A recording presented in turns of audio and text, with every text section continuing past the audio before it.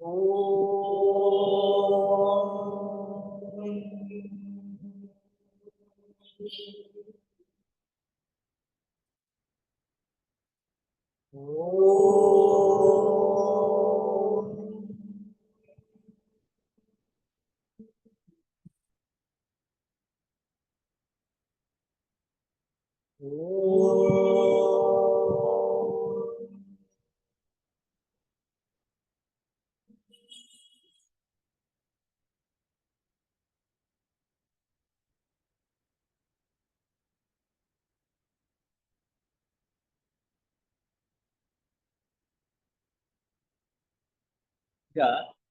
18ನೇ episode ಮುಗಿದೈತೆ. ಇವತ್ತು 19ನೇ episode. ಇದು 20 ಅಂತ ಟೈಮ್ ಹಾಕೊಂಡಿದ್ದು, 25ಕ್ಕೆ ಅಂತ. ನೋಡೋಣ ಇವತ್ತಿಗೆ ಏನಾಗುತ್ತೆ. ನಿನ್ನೆ ವಾರದಲ್ಲಿ ಸ್ವಲ್ಪ ಯುಕ್ತ ಐತಿ. ಯಾವ್ದಪ್ಪ ಅಂತಂದ್ರೆ, ನಮ್ಮ ದೈನಂದಿನ ಜೀವಿತವನ್ನು ಪವಿತ್ರಗೊಳಿಸುವುದು. ನಮ್ಮ ದೈನಂದಿನ ಜೀವಿತವನ್ನು ಪವಿತ್ರಗೊಳಿಸುವುದು. ಸಾಧಾರಣವಾಗಿ ದೈನಂದಿನ ಜೀವನ ಅಂತಕ್ಕಂಥದ್ದು ನಿತ್ಯ ಕರ್ಮಗಳೇನಂತ ಅವೆಲ್ಲ ಮಾಡ್ತಾರೆ, ಸ್ನಾನ ಮಾಡ್ತಕ್ಕಂಥದ್ದು ಅಂತಕ್ಕಂಥದ್ದು. ಆದ್ರೆ ಅದರ ಜೊತೆಗೆ ದಿಸಾಕರ್ ಸೊಸೈಟಿಯವನ್ನಾಗಿರ್ತಕ್ಕಂಥವ್ರು ಕೆಲವು ನಿಯಮಗಳನ್ನು ಪಾಲಿಸ್ಬೇಕು. ಆ ನಿಯಮಗಳನ್ನು ಪಾಲಿಸ್ತಾ ಬಂದಾಗ ನಾವು ಸ್ವಲ್ಪವಾಗಿ ಇಂಪ್ರೂವ್ಮೆಂಟ್ ಆಗೋದಕ್ಕೆ ಸಾಧ್ಯವಾಗ್ತದೆ. ಯಾವುದು ಇಂಪ್ರೂವ್ಮೆಂಟ್ ಅಂತಂದ್ರೆ, ನಮ್ಮ 3 ದೇಹಗಳು, ಸ್ಥೂಲ ದೇಹ, ಕಾಮದೇಹ, ಮನೋದೇಹ ಎಲ್ಲ, ಇವು 3 ದೇಹಗಳು ಸ್ವಲ್ಪ ಬೆಳವಣಿಗೆ ಆಗುತ್ತೆ.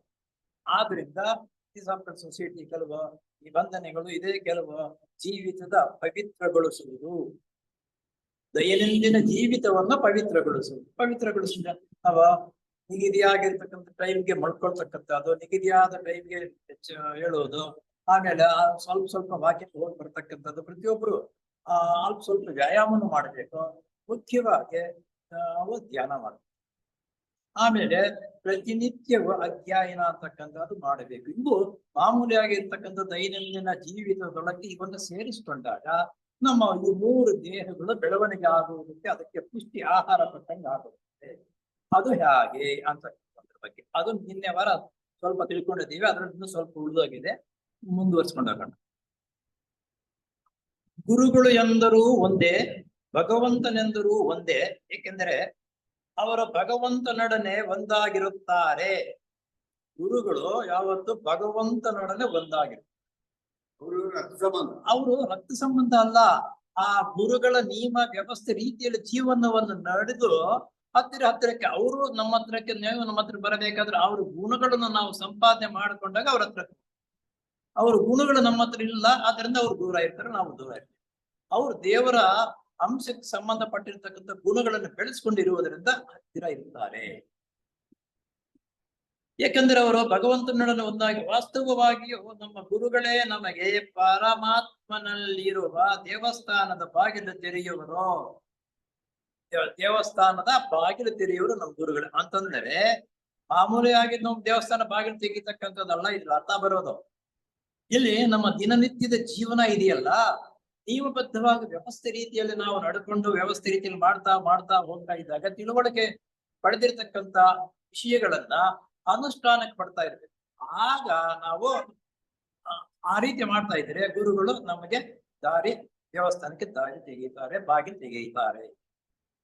ಈ ಸನ್ನಿವೇಶದಲ್ಲಿ ನಮ್ಮ ಬಂಧುಗಳನ್ನು ನಾವು ಪ್ರೀತಿಸದೇ ಇಲ್ಲ ಅಂತ ಸಂದರ್ಭದಲ್ಲೂ ಬಂಧುಗಳನ್ನು ಪ್ರೀತಿಸ್ತೀವಿ. ಇನ್ನೂ ಹೆಚ್ಚು ನಿಷ್ಕಾಮ ಪ್ರೀತಿಯನ್ನು ಅವರ ಮೇಲೆ ಸುರಿಸುತ್ತೇವೆ. ಇದು ಯಾರು ಯಾವಾಗ ಆಧ್ಯಾತ್ಮಿಕ ಜೀವನಕ್ಕೆ ಮನಸ್ಫೂರ್ತಿಯಾಗಿ ಕಾಲು ಇಟ್ಟು ಅದರಂತೆ ನಡೀಬೇಕಂತಕ್ಕಂಥ ದೃಢವಾದ ಸಂಕಲ್ಪವನ್ನು ಮಾಡಿ ಅದರಂತೆ ನಡ್ಕೊಳ್ತಾ ಇದ್ದಾಗ ನಿಷ್ಕಾಮ ಕರ್ಮ, ನಿಷ್ಕಾಮ ಪ್ರೇಮ ಅಂತಕ್ಕಂಥದ್ದು ಬೆಳೆಯುತ್ತೆ. ನಿಷ್ಕಾಮ ಅಂತಂದ್ರೆ ನಿನ್ನ ನೋಡಿದ್ರೆ ಒಂದು, ಅವ್ರು ನೋಡಿದ್ರೆ ಒಂದು, ಇನ್ನೊಬ್ಬರು ನೋಡಿದ್ರೆ ಒಂದು ರೀತಿ ಇರಲ್ಲ. ಎಲ್ಲರಲ್ಲೂ ಸರಿಸಮಾನವಾಗಿ ನೋಡ್ತಕ್ಕಂತಹ ಸಾಮರ್ಥ್ಯವು ನಮ್ಗೆ ಬೆಳೆಯುತ್ತೆ. ಯಾವಾಗ ದಿನನಿತ್ಯ ಮಾಡಬೇಕಾಗಿರ್ತ ಕರ್ತವ್ಯಗಳು ಸರಿಯಾಗಿ ಮಾಡ್ಕೊಂಡು ಬಂದ್ರೆ. ಯಾಕೆಂದ್ರೆ ಅವರು ಇತರರು ಒಟ್ಟಿಗೆ ಗುರುಗಳ ವಿಶ್ವ ಕುಟುಂಬದ ಸದಸ್ಯರಾಗಿರುತ್ತಾರೆ. ಇಲ್ಲಿ ಮುಖ್ಯ ಪಾಯಿಂಟ್. ನಾವು ಮನೆಯಲ್ಲಿ ಇರ್ತಕ್ಕಂಥವ್ರು ಎಲ್ಲರನ್ನು ಸರಿಸಮಾನವಾಗಿ ನೋಡ್ತೀವಲ್ಲ, ಇದು ವಿಶ್ವ ಕುಟುಂಬ. ವಿಶ್ವ ಕುಟುಂಬ ಅಂದ್ರೆ ಭಗವಂತನ ಅಂಶದಿಂದ ಎಲ್ಲರೂ ಬಂದಿರತಕ್ಕಂಥವ್ರು, ಎಲ್ಲರೂ ಅಣ್ಣ ತಮ್ಮಂದರಿದ್ದಂಗೆನೆ. ಆದ್ದರಿಂದ ಈ ನಮ್ಮ ಸ್ವಂತ ಕುಟುಂಬವನ್ನು ನಾವು ಯಾವ ರೀತಿ ಗೌರವದಿಂದ, ಯಾವ ನಿಷ್ಕಾಮ ಪ್ರೇಮದಿಂದ ನೋಡ್ತೀವೋ ಹಾಗೆ ಎಲ್ಲರನ್ನು ನೋಡಬೇಕು. ಇದು ವಿಶ್ವ ಕುಟುಂಬ. ಎಲ್ಲರನ್ನೂ ಆ ಮಹಾತ್ಮರ ಹೆಸರಿನಲ್ಲಿ ಪ್ರೀತಿಸುತ್ತೇವೆ. ಎಲ್ಲವನ್ನೂ ಮಾನವ ಕೋಟಿಯ ಮೇಲಿನ ಪ್ರೀತಿ ವಿಶ್ವಾಸದಿಂದ ಆ ಮಹಾತ್ಮರ ಹೆಸರಿನಲ್ಲಿ ಶ್ರದ್ಧಾ ಭಕ್ತಿಯಿಂದ ಕಾಣುವಂತೆ ಆಗುತ್ತೇವೆ. ಆವಾಗ ನಾವು ಉನ್ನತ ಮಟ್ಟಕ್ಕೆ ನಮ್ಮ ಜೀವನವನ್ನ ಬೆಳೆಸ್ಕೊಂಡು ಹೋದಾಗ ಎಲ್ಲರನ್ನೂ ಸರಿಸಮಾನವಾಗಿ, ಎಲ್ಲ ಮಾನವರನ್ನೇ ಅಲ್ಲ, ಪ್ರೀತಿ ಪಕ್ಷಿಗಳನ್ನ, ಗಿಡ ಮರಗಳನ್ನ ಸರಿಸಮಾನವಾಗಿ ನೋಡತಕ್ಕಂಥ ಸಾಮರ್ಥ್ಯ ನಮ್ಮಲ್ಲಿ ಬೆಳವಣಿಗೆ ಆಗುತ್ತಾವಾಗ. ಇದ್ದಿದ್ರಲ್ಲಿ ನಾವು ಸ್ಥೂಲವಾಗಿಯೂ ಕಾಮ ಮತ್ತು ಮನೋದೇಹದ ದೃಷ್ಟಿಯಿಂದಲೂ ಉತ್ತಮರಾಗಿ ಪರಿವರ್ತನೆ ಹೊಂದಲು ಪ್ರಯತ್ನ ಮಾಡುತ್ತೇವೆ. ನೋಡಿ, ನಾನು ಮೊದಲೇ ಹೇಳಿದೆ, ದಿನನಿತ್ಯದ ಜೀವನವನ್ನು ನಿಯಮಬದ್ಧವಾಗಿ ವ್ಯವಸ್ಥೆ ರೀತಿಯಲ್ಲಿ ನಾವು ನಡ್ಕೊಂಡು ಹೋಗ್ತಾ ಇದ್ದರೆ ಈ 3 ದೇಹಗಳು ಬೆಳವಣಿಗೆ ಆಗುತ್ತೆ. ಸ್ಥೂಲ, ಕಾಮ, ಮನೋದೇಹಗಳು ಬೆಳವಣಿಗೆ ಆಗುತ್ತದೆ. ನಮ್ಮ ಸ್ವಂತ ಸ್ವಾರ್ಥಕ್ಕಾಗಿ ಅಲ್ಲ. ಇಲ್ಲೊಂದು ಮುಖ್ಯವಾಗಿರ್ತಕ್ಕಂಥ ಉದ್ದೇಶ ಏನಂದ್ರೆ, ಈ 3 ದೇಹಗಳನ್ನು ನಾವು ನಿಯಮ ಬೆಳೆಸೋದು ನಮ್ಮ ಸ್ವಾರ್ಥಕ್ಕಾಗಿ ಅಲ್ಲ. ದೈವ ಯೋಜನೆ ಇದೆಯಲ್ಲ, ಆ ದೈವ ಯೋಜನೆಗೆ ನಾವು ಉಪಕರಣವಾಗುವುದಕ್ಕಾಗಿ. ಉತ್ತಮವಾಗಿರ್ತಕ್ಕಂಥ ಉಪಕರಣ ಬಂದ್ರೆ ಕೊಡ್ತಾರೆ, ಉಪಕರಣ ಚೆನ್ನಾಗಿಲ್ಲ ಅಂತಂದ್ರೆ ಬಿಸಾಕಿ. ಹಾಗೆ ಉತ್ತಮವಾಗಿರ್ತಕ್ಕಂಥ ಉಪಕರಣವಾಗಬೇಕು ದೈವ ಯೋಜನೆಗೆ. ಆ ಮಹಾತ್ಮರಿಗೆ ಹೆಚ್ಚು ಹೆಚ್ಚು ಉಪಯುಕ್ತವಾದ ನಾಲೆಗಳು ಅಥವಾ ಉಪಕರಣಗಳಾಗುವ ಸಲುವಾಗಿ ನಿನ್ನಲ್ಲಿ ಅತ್ಯಂತ ಉತ್ತಮವಾಗಿರ್ತಕ್ಕಂಥ ಗುಣಲಕ್ಷಣಗಳನ್ನು ನೀನು ಬೆಳೆಸ್ಕೊಂಡಿದ್ದರೆ ಆ ದೈವ ಯೋಜನೆಯಲ್ಲಿ ಸಂಬಂಧಪಟ್ಟಿರ್ತಕ್ಕಂತಹ ದೇವರ ನಿನ್ನ ಮುಖಾಂತರ ಈ ಸಮಾಜಕ್ಕೆ ಏನು ಸಂದೇಶ ಪಡಬೇಕು ಆ ಸಂದೇಶವನ್ನು ಕೊಡುವುದಕ್ಕೆ ಹಿನ್ನೆಲೆಯಿಂದ ನಮಗೆ ಸಪೋರ್ಟ್ ಮಾಡ್ತಾರೆ. ನನ್ನನ್ನಂತ ಗುಣಗಳು ಬೆಳೆಸ್ಕೊಂಡದೇ ಹೋದರೆ ಹಿನ್ನೆಲೆಯಿಂದ ಸಪೋರ್ಟ್ ಬರಲ್ಲ. ಯಾಕಂದ್ರೆ ನೀನು ಮಾಡ್ತಕ್ಕಂಥದ್ದು ಅನ್ಯಾಯದ ಕೆಲಸಗಳು ಅವ್ಯವಸ್ಥೆಯಲ್ಲಿ ಇದ್ದಾಗ ನಿನ್ನ ಬಾಯಿಂದ ಒಳ್ಳೆಯದು ಬಂದರೆ ಅದು ಬೇರೆಯವ್ರ ಮೇಲೆ ಪರಿಣಾಮ ಕೆಟ್ಟದ್ದಾಗುತ್ತೆ. ಆದ್ರಿಂದ ಅವರು ನಿಮಗೆ ಸಪೋರ್ಟ್ ಮಾಡುವುದಿಲ್ಲ. ಆದ್ರಿಂದ ಉತ್ತಮ ಗುಣಗಳನ್ನು ನಾವು ಬೆಳೆಸ್ಬೇಕು. ಆತನ ಹೆಸರಿನಲ್ಲಿ ಮಾನವೀಯತೆಯ ಪ್ರೇಮಕ್ಕಾಗಿ ಈ ವಿಷಯವನ್ನೇ ಕುರಿತು ಕುತುಂಬಿಗರುಗಳು ಸಿನೆಟ್ಟರವರೆಗೆ ಮುಂದೆ ಹೇಳುವಂತೆ ಬರೆಯುತ್ತಾರೆ. ಸಿನೆಟ್ನವರೆಗೆ ಮಹಾತ್ಮರು ಈ ರೀತಿ ಕಾಗದ ಬರೆಯೋದವರಿಗೆ ನಾವತ್ತೇನೆ ಹೇಳ್ತಾ ಇದ್ದೀನಿ, ಮಹಾತ್ಮರೇ ಕುಟುಂಬ ಗುರುಗಳು ಮಹಾತ್ಮರೆಲ್ಲರೂ ಆತನಿಗೆ ಕಾಗದ ಬರೀಬೇಕು ಅಂತಂದ್ರೆ ಆತನ ಎಷ್ಟು ಮಟ್ಟಕ್ಕೆ ಹೇಳಿರ್ಬೇಕು ಅಂತ ಅನ್ನೋದು ನಾವು ಊಹೆ ಮಾಡ್ಬೇಕು.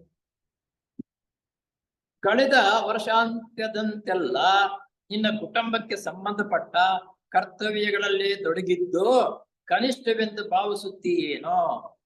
ಹಿಂದಿನ ವರ್ಷ ಪೂರ್ಣವಾಗಿ ನಿನ್ನ ಕುಟುಂಬಕ್ಕೆ ಸಂಬಂಧಪಟ್ಟಿರ್ತಕ್ಕಂಥಗಳನ್ನೇ ಮಾಡ್ಕೊಂಡು ಬಂದಿದ್ದೀಯ ನೀನು. ಕನಿಷ್ಠವೆಂದು ಭಾವಿಸುತ್ತೀಯೇನೋ? ಅದೇನು ಮಹಾ ಅಲ್ಪ ಬಿಡಪ್ಪ, ನಾನು ಭಾವಿಸಿ ನನ್ನ ಕುಟುಂಬಕ್ಕೆ ನನ್ನಷ್ಟು ಮಾಡಿದೆ, ಇದು ಮಾಡಿದೆ ಅಂತಕ್ಕಂಥದ್ದು ಹೇಳ್ಕೊಡ್ತೀವಿ. ಹಾಗೆ ಪ್ರತಿ ದಿನವೂ ಪ್ರತಿ ಗಂಟೆಯಲ್ಲಿಯೋ ಕರ್ತವ್ಯ ದೃಷ್ಟಿಯಿಂದ ಕೆಲಸ ಮಾಡುವುದಕ್ಕಿಂತ ಮಿಗಿಲಾದ ಆತ್ಮ ಶಿಕ್ಷಣವಿದೆಯೇ? ಪ್ರತಿಯೊಂದು ಗಳಿಗೆಯಲ್ಲೂ, ಪ್ರತಿಯೊಂದು ಗಂಟೆಯಲ್ಲೂ, ಪ್ರತಿಯೊಂದು ದಿನವೂ ಆತ್ಮ ವೃದ್ಧಿಗಾಗಿ ನೀನು ದುಡಿತಾ ಇದೀಯಾ, ಮಾಡ್ತಾ ಇದೀಯಾ ಅಂತಕ್ಕಂಥದ್ದು ಇದೆಯಾ? ಮಾಡೋದಕ್ಕಿಂತ ಮಿಗಿಲಾದ ಆತ್ಮ ಶಿಕ್ಷಣವಿದೆಯೇ? ಈ ನಿಯಮಬದ್ಧವಾಗಿ ವ್ಯವಸ್ಥೆ ರೀತಿಯಲ್ಲಿ ನೀವು ಜೀವನ ನಡೆಸಿ ಉತ್ತಮ ಗುಣಗಳನ್ನು ಬೆಳೆಸ್ಕೊಳ್ತಾ ಇದ್ದರೆ ಯಾವುದೋ ಆತ್ಮ ಶಿಕ್ಷಣ ಬೆಳವಣಿಗೆ ಆಗುತ್ತದೆ. ಆತ್ಮ ಶಿಕ್ಷಣ ಬೆಳವಣಿಗೆ ನಮ್ಮಲ್ಲೇ ಅವಾಗ ಆಗುತ್ತದೆ. ಯಾರು ಪ್ರತಿದಿನವೂ ತಮ್ಮ ಕುಟುಂಬಕ್ಕೆ ಸಂಬಂಧಪಟ್ಟ ಪ್ರೀತಿ ತ್ಯಾಗಮಯವಾದ ಕರ್ತವ್ಯಗಳನ್ನು ನಿಷ್ಠೆಯಿಂದ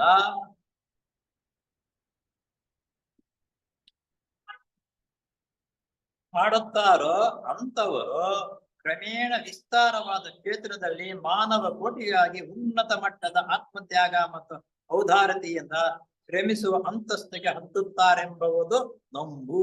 ನೋಡಿ, ಪ್ರಥಮ ಪಾಯ ಇದೆ.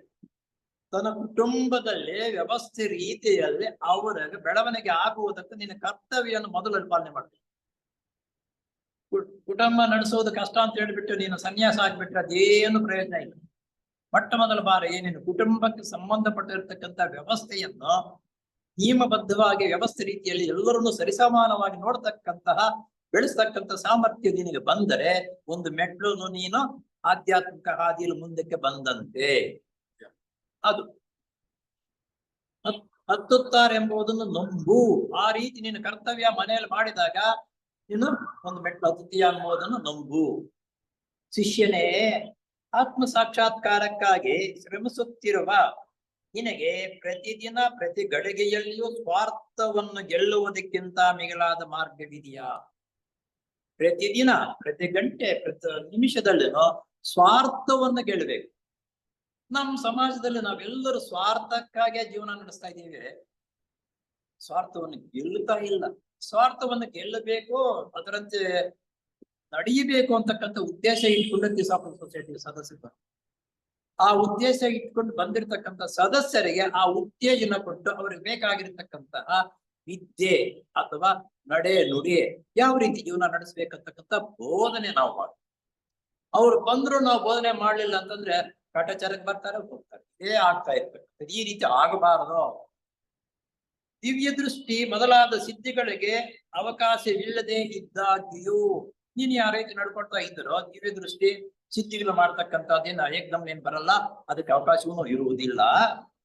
ಅನೇಕ ಎಡರು ತೊಡರುಗಳು ಪ್ರಾಪ್ತವಾದಾಗ್ಯೂ ಅವುಗಳನ್ನೆಲ್ಲ ನಮ್ಮ ಜೀವನದಲ್ಲಿ ನಮ್ಮ ವ್ಯವಹಾರದಲ್ಲಿ ನಾವು ನಡೆಸ್ತಾ ಇರುವಾಗ ಅನೇಕ ಎಡರು ತೊಡರುಗಳು ಬಂದೇ ಬರುತ್ತವೆ. ಎಡರು ತೊಡರುಗಳು ಬರದಿರ ನಾವು ಇರುವುದಕ್ಕೆ ಸಾಧ್ಯವೂ ಇಲ್ಲ, ಬಂದೇ ಬರುತ್ತೆ.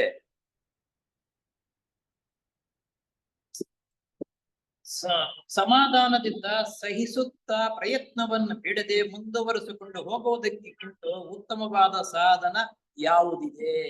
ನಮಗೆ ಅನೇಕ ಕಷ್ಟ ಕಾರ್ಪಣ್ಯಗಳು ನಿಯಮಬದ್ಧವಾಗಿ ನಡೆಯಬೇಕು ಅಂತಕ್ಕಂಥದ್ದು ಪ್ರತಿಯೊಬ್ಬರಿಗೂ ದೃಷ್ಟಿ ಇದೆ.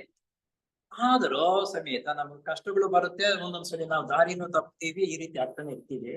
ತಕ್ಷಣ ನಾವು ಎಡವಿದ ತಕ್ಷಣ ಮುಂದೆ ಚೆನ್ನಾಗಿ ನಡ್ಕೊಂಡು ಹೋಗ್ಬೇಕು ಅಂತಕ್ಕಂಥದ್ದು ಜ್ಞಾನ ಬರುತ್ತೆ.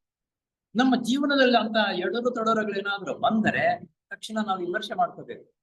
ಒಂದು ಏನೋ ಇದೆ, ಯಾಕೆ ಹಿಂಗಾಗ್ತಾ ಇದೆ ಅಂತಕ್ಕಂಥ ವಿಮರ್ಶೆ ಮಾಡ್ತಕ್ಕಂಥ ಸಾಮರ್ಥ್ಯ ನಾವು ಬೆಳೆಸ್ಕೊಂಡಾಗ ನಾವು ಮುಂದೆ ನಡೆಯೋದಕ್ಕೆ ಸುಲಭವಾಗುತ್ತೆ.